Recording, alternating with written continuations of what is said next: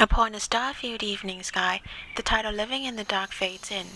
A shooting star flies across, while braille letters flutter in beneath. The camera pans upward toward the sky, and the title fades out.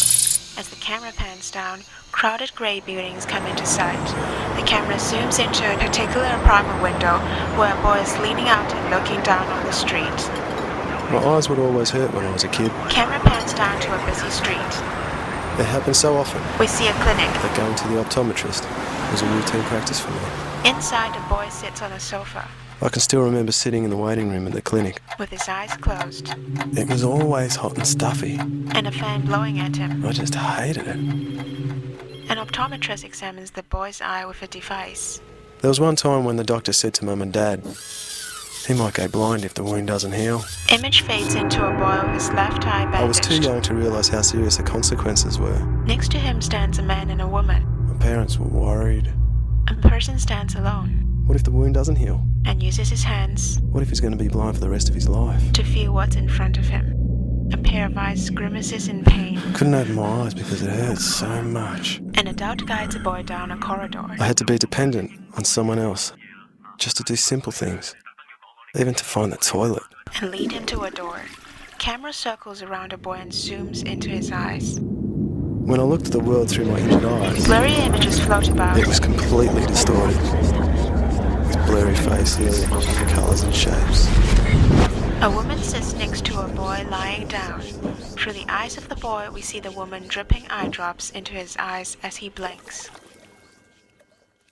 An eye anatomy diagram fades out. My eyes were healed after a couple of weeks, and we see a little boy. And my parents were relieved. Camera zooms inside his eye. My cornea has a few permanent scars that were caused by the injury. We look out through the boy's eye. They affect my vision sometimes. And see blurry images. I can't see properly under low light or bright lights.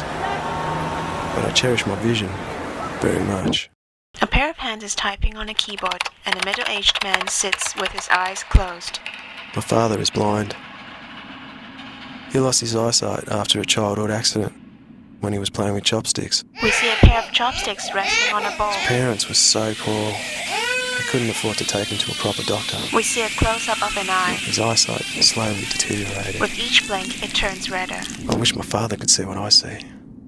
A face of a young boy fades in as the camera zooms out, and we see a man next to him. I asked my father one day, with his eyes closed, Dad, what do you want to see most in the world? Inside a thought bubble, and he said, we see a boy with his legs crossed. I want to see you, son. A toddler is behind him. I want to see your brother and your mum. And a woman behind them. An outline of the moon is seen in the sky. My father has lived most of his life in complete darkness. All that's left in his memory is a reflection of the moon in a puddle. We see a reflection of the moon.